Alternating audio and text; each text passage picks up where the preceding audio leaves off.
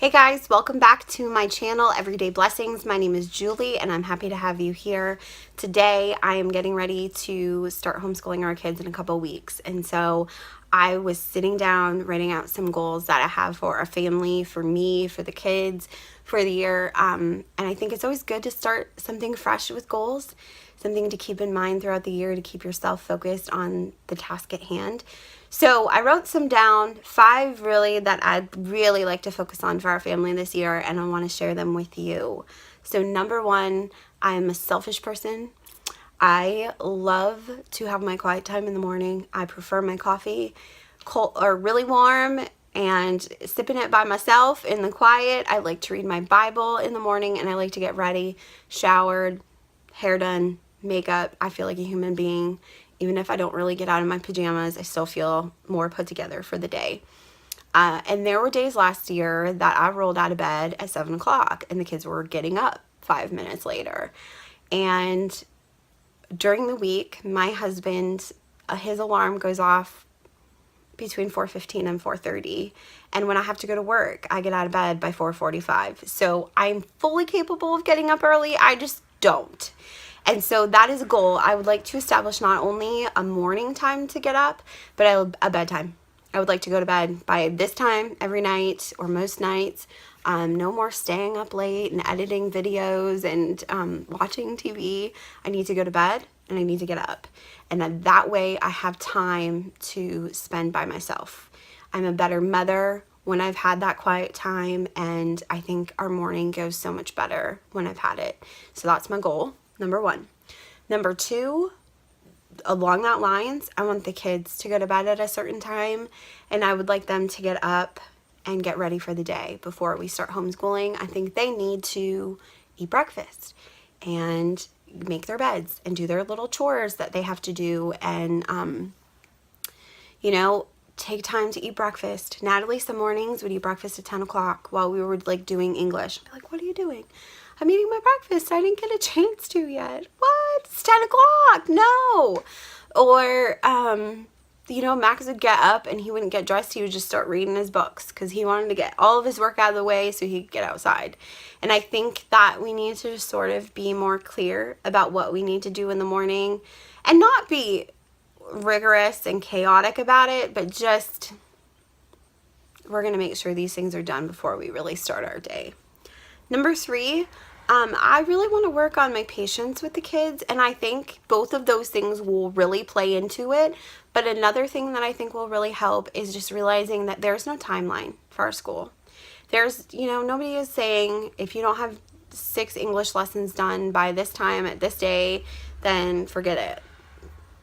But we're held to a different, level. We have our own time frame. We have our own timeline. And so if a concept is difficult and we're having a hard time grasping it, rather than losing it or getting frustrated, maybe just take a break. Go outside, build something, play with some tractors, take a break and work on something else and then come back to it.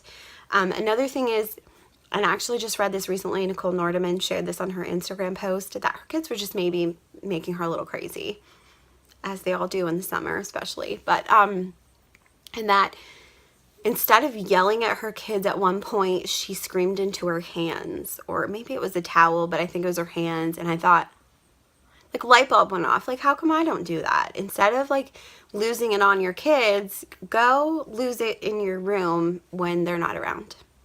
So I'm really going to try really hard to work on those things rather than, lose it on the kids. That is something that is really important to me because this is our homeschool. And I want them to have the best experience out of it. And I don't want them to beg me to send them back to public school because it just wasn't as what they wanted it to be. I want them to go and enjoy what we're doing. Number 4, I also need to schedule us 1 or 2 weeks in advance and no more. Last year when I started homeschooling, I honestly thought that we had to schedule everything in August for January and all the way through May. I had this homeschool binder and I filled it out and I was just working through, and I did it in pencil, thank God, because I wasted so much ink printing this binder that I needed to use it. And I found that, sometimes there were days we needed to back off of a different subject and work on something a little bit more. Or, we had to go to the doctor that day and we didn't have time to finish that lesson. So we're going to move that to the next day, and everything got thrown off. And so I was sitting there trying to play catch up instead of just working on it from week to week. I think maybe 2 weeks, just simply if I need time to get resources or supplies or whatever, but no more than that. That will be it. And the last thing I really, really would like to do for our homeschool, it is a goal of mine, is to submerge ourselves in more experiences, more learning experiences.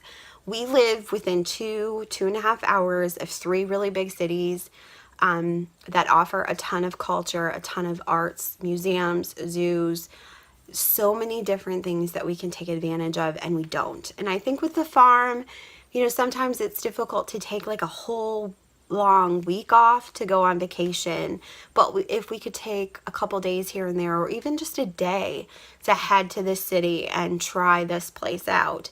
We went to Niagara Falls last year and we spent like a weekend there, kind of. And I remember at one point we were in the basement of the museum itself, and we were reading some facts and like going over some things with the kids, and Max recalled a lot of it later, that, and brought it up because he learned from that experience so much. So I would really like for our family to really take advantage of a lot of the arts and the culture that is around us and learn from that. So I think that is a really great idea and a good goal for our family. So those are just 5 things that I think we really need to work on, me especially. And I would really love it if you'd help keep me accountable. I'm going to try really hard to keep myself accountable to these, and maybe do like a review in a few months to see how things are going. Leave me a comment down below if you have any goals or resolutions for your homeschool too. I'd love to know what they are. I'd love to hear about them, and maybe, we can learn from each other, really. And if you are not a subscriber, please subscribe to my channel. I love homeschooling our kids. I've learned a lot doing it. And so I have some homeschool related videos, but I have a lot of other stuff, and I would just love to have you here on my channel. So thanks so much for watching, and I will see you next time.